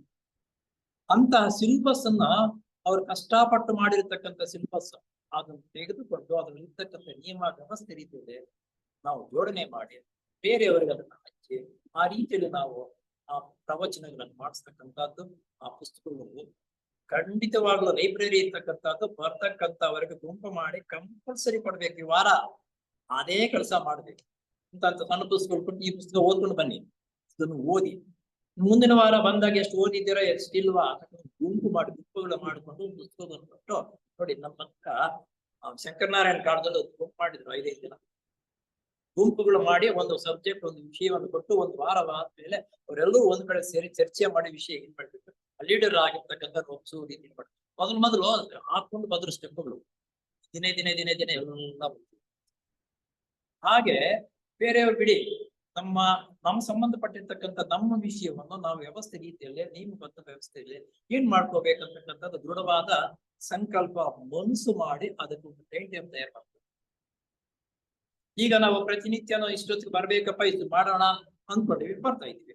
ಒಂದು ಕೆಲವು 6 ತಿಂಗಳು 1 ವರ್ಷ ಬಂದು ಬಿಟ್ಟ ಮೇಲೆ ಆ ಟೈಮ್ ಬರ್ಲಿಲ್ಲ ಅಂತಂದ್ರೆ ಒಂಥರ ಏನೋ ನೋವಾಗುತ್ತೆ. ಬರ್ಲೇಬೇಕಪ್ಪ, ಹೋಗ್ಬೇಕು ಅಂತಕ್ಕಂಥ ಎಡರು ಮಾಡ್ಕೊಂಡ್ರು, ದಿವಸ ಬರೋದು, ಒಂದ್ ದಿವಸ ಬಿಡೋದು, ಬರಲ್ಲ ಹೋಗ್ಲಿಲ್ಲ ಅಂತಂದ್ರೆ ಅದನ್ನು ಏನಾಗತ್ತಂದ್ರೆ ನಮ್ಮ ಬಾಡಿ ಇದು ಎಂತದಂದ್ರೆ ಕೆಟ್ಟದ್ದು ಎಲ್ಲಿ ಸಿಗುತ್ತೋ ಅಲ್ಲಿ ಓಡ್ಬೇಕು ಅಂತಕ್ಕಂಥದ್ದು ಮನಸ್ಸು ಬರುತ್ತೆ. ಒಳ್ಳೆಯದ ಕಡೆ ಹೋಗ್ಬೇಕು ಅಂದ್ರೆ ಏನೋ ಒಂದು ಹಿಂದೆ ಇಟ್ಟು, ಆದ್ರಿಂದ ಒಳ್ಳೆ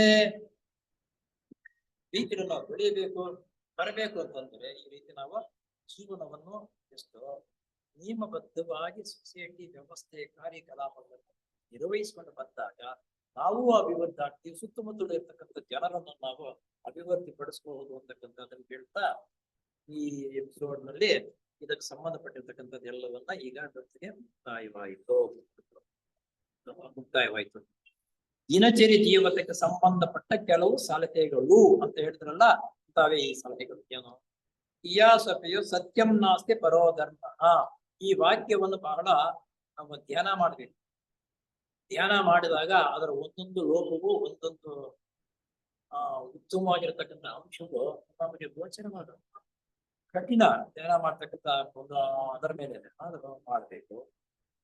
ಉನ್ನತ ಮಟ್ಟದ ಧ್ಯೇಯವನ್ನು ತನ್ನ ಮುಖ್ಯ ಉದ್ದೇಶವಾಗಿ ಇಟ್ಟುಕೊಂಡಿರುವುದರಿಂದ, ಆ ಮುಖ್ಯವಾಗಿರತಕ್ಕಂಥ ನಿಯಮ ಉದ್ದೇಶ ನಾವು ನಿಕಟ ಸಂಬಂಧವನ್ನು ಇಟ್ಟುಕೊಂಡಿರುವುದರಿಂದ ಆ ಬೆಳಕಿನಲ್ಲಿ ಹೊರಗಿನ ಮತ, ಜಾತಿ, ಕುಲ, ವರ್ಣ, ಜನಾಂಗಗಳಿಗೆ ಸಂಬಂಧಪಟ್ಟ ಭೇದಗಳ ಮಧ್ಯೆ ಎಲ್ಲರನ್ನು ಒಂದುಗೂಡಿಸುವ ಸತ್ಯದ ಆಧಾರದ ಮೇಲೆ ನಿಂತಿರುವ ಮುಖ್ಯ ತತ್ವಗಳು ಎದ್ದು ಕಾಣುತ್ತಿವೆ. ಈ ರೀತಿ ನಮಗೆ ಏನಂತಂದ್ರೆ ಬಹಳ ಮುಖ್ಯವಾಗಿರ್ತಕ್ಕಂಥದ್ದು ಮತ. ಈ ಮತಗಳು ಒಬ್ಬರಿಗೊಬ್ಬರು ಹೊಡೆದಾಟದಿಂದಲೇ ದೇಶವು ಹಾಳಾಗ್ತಾ ಇದೆ. ಒಂದು ಮತವನ್ನು ನೋಡಿದ್ರೆ ಇನ್ನೊಬ್ಬರ ಮತದವ್ರಿಗೆ ಆಗಲ್ಲ, ನಮ್ಮ ಮತವೇ ಶ್ರೇಷ್ಠ, ನಮ್ಮ ಇದೇ ಶ್ರೇಷ್ಠ ಅಂತಕ್ಕಂಥ ಎಲ್ಲಾ ಮತಗಳು ಸ್ಥಾಪನೆ ಮಾಡತಕ್ಕಂಥದ್ದು ಒಬ್ಬರೇ. ಆ ಕಾಲಕ್ಕೆ ತಕ್ಕಂತೆ ಆ ಮತವನ್ನು ಸ್ಥಾಪನೆ ಮಾಡಿ ಆ ನ್ಯೂನತೆಗಳನ್ನು ಸರಿಪಡಿಸುತ್ತಾರೆ. ಆ ಮೂರ್ಖರಾಗಿ ನಾವು ನಮ್ಮದೇ ದೊಡ್ಡದು, ನಾವು ಮಾಡಿಸ್ಕೊಂಡು ಹೊಡೆದಾಟ ಪಡೆದಾಟದಲ್ಲಿದ್ದೀವಿ. ಆದ್ರಿಂದ ಎಲ್ಲಾ ಮತಗಳು ಒಂದೇ. ಜಾತಿ ಅಂತಕ್ಕಂಥದ್ದು ಇಲ್ಲವೇ ಇಲ್ಲ. ಆದ್ರೆ ಜಾತಿ, ಜನಾಂಗ ಅಂತಕ್ಕಂಥದ್ದು ನಾವೇ ಸೇರಿಸ್ಕೊಂಡು ನಮ್ಮ ಜಾತಿಯವರು ನಮ್ಮವರು ಅಂತಂದ್ರೆ ಒಂಥರ, ಬೇರೆ ಜಾತಿ ಅಂದ್ರೆ ಇನ್ನೊಂದರ ನೋಡ್ತಕ್ಕಂಥದ್ದು, ಈ ರೀತಿ ಭೇದ ಭಾವನೆಗಳು ನಮ್ಮಲ್ಲಿದೆ. ಇವುಗಳನ್ನು ತಿಳ್ಕೊಂಡು ನಾವಾದರೂ ಸ್ವಲ್ಪ ಅದರ ಕಡೆ ಗಮನವನ್ನು ಕೊಡ್ತಾ ಇರೋದು ಮುಖ್ಯವಾಗಿರ್ತಕ್ಕಂಥದ್ದು.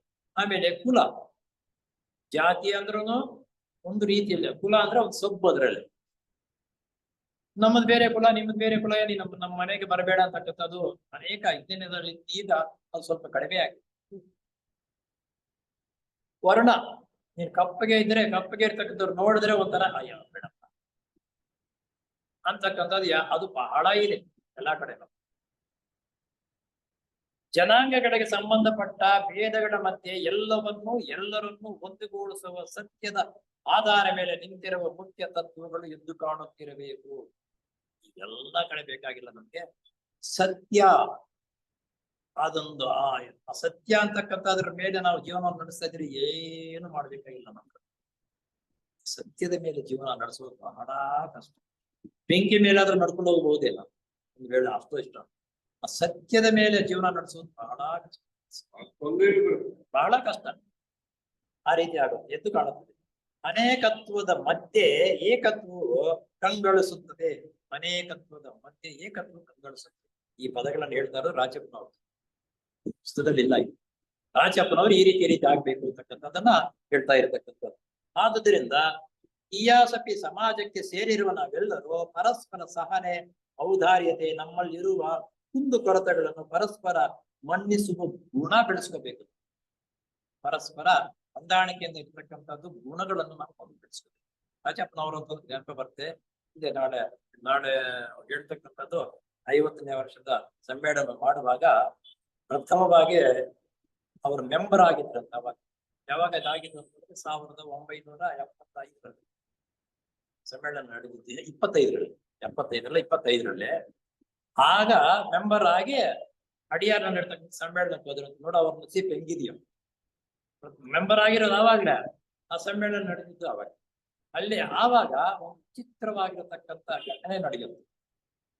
ಅದನ್ನ ಮುಂದಿನ ಎಪಿಸೋಡ್ ನಲ್ಲಿ ಹೇಳ್ತಾ ಇದನ್ನು ನಾನು ರಾಜಪ್ಪನವರು ಅಂತ ಮಹಾತ್ಮರು ಎಂತಹ ಸನ್ನಿವೇಶ ಒದಗಿ ಬರುತ್ತೆ ನೋಡು. ಮೆಂಬರ್ ಆಗಿರುವುದು ಆವಾಗ್ಲೇ 1925ರಲ್ಲಿ ಸೊಸೈಟಿಗೆ. ಅದೇ ವರ್ಷವೇ 50 ವರ್ಷ ಸಮ್ಮೇಳನವನ್ನು ಅಡಿಯಾರನ್ನು ಮಾಡ್ತಾ ಇದ್ದಾರೆ. ಆ ಸಮ್ಮೇಳನಕ್ಕೆ ಆವಾಗ ನಾನು ಹೋಗಿದ್ದೆ. ಆ ಸಮ್ಮೇಳನದಲ್ಲಿ ಜೀವನ್ಮುಕ್ತ ಮಹಾತ್ಮರು ಒಂದು ಭಾಷಣವನ್ನು ಮಾಡ್ತಾರೆ. ಜೀವನ್ಮುಕ್ತ ಮಹಾತ್ಮರು ಆವಾಗ ಭಾಷಣ ಮಾಡಿರ್ತಕ್ಕಂಥದ್ದು ಎಂತ ವಿಷಯಗಳು ಹೇಳಿರ್ತಾರೆ. ಆ ಜೀವನ್ಮುಕ್ತ ಮಹಾತ್ಮರು ಹೇಳತಕ್ಕಂಥ ವಿಷಯಗಳ ಬಗ್ಗೆ ಬೇರೆಯವ್ರ ಜನರ ಮೇಲೆ ಎಷ್ಟು ಪರಿಣಾಮ ಬಿದ್ದಿರುತ್ತೆ ಅಂತ ಸದವಕಾಶ ಅವ್ರಿಗೆ ಒದಗಿ ಬಂದಿದೆ. ಯಾರಿಗೆ? ರಾಜಪ್ಪನವರು. ಅದಕ್ಕಾಗಿ ಅಂತ ಸದಾವಕಾಶ ಒದಗಿ ಬಂದಿದ್ದಕ್ಕಾಗಿ ನಮ್ಮ ಕರ್ನಾಟಕದಲ್ಲಿ ಅತ್ಯಂತ ಉತ್ತಮವಾಗಿರತಕ್ಕಂತಹ ಇದು ಪುಸ್ತಕಗಳನ್ನ ಬರೆದಿರತಕ್ಕಂಥವ್ರು ಬೇರೆಯವರಿಗೆ ಈ ಕನ್ನಡದಲ್ಲಿ ಇವೆಲ್ಲ ಪುಸ್ತಕಗಳು ಇಲ್ಲದೆ ಹೋದ್ರೆ ನಮ್ಮಂತವ್ರಿಗೆ ಏನು ಗೊತ್ತಾಗ್ತದೆ. ಆದ್ರಿಂದ ಅತ್ಯಂತ ಉತ್ತಮ ಸೇವೆಯನ್ನ ಮಾಡಿರ್ತಕ್ಕಂಥವ್ರು ನಮ್ಮ ಅವರು ಆ ಸಮ್ಮೇಳನಕ್ಕೆ ಭಾಗವಹಿಸ್ತಾರೆ. ಆ ಸಮ್ಮೇಳನದಲ್ಲಿ ಜೀವನ್ಮುಕ್ತರಾಗಿರ್ತಕ್ಕಂಥವರು ಭಾಷಣವನ್ನು ಮಾಡ್ತಾರೆ. ಅದರಲ್ಲಿ ಯಾರು ಯಾಕೆ ಮಾಡಿದ್ರು, ಯಾವಾಗ ಏನು ಹೇಗಾಯ್ತು ಅಂತ ಮುಂದಿನ ವಾರ ತಿಳ್ಕೊಳ್ಳೋಣ. ಇವತ್ತು ಇನ್ನೂ ಒಂದು 10 ನಿಮಿಷ ಮುಂಚಿತವಾಗಿ ಅವ್ರಿಗೆ ಮುಗಿದೋಯ್ತಿದ್ದು. ಈಗ ಇದನ್ನ ಸಂಪೂರ್ಣ ಮಾಡೋಣ. ಮುಕ್ತಾಯ. ಓ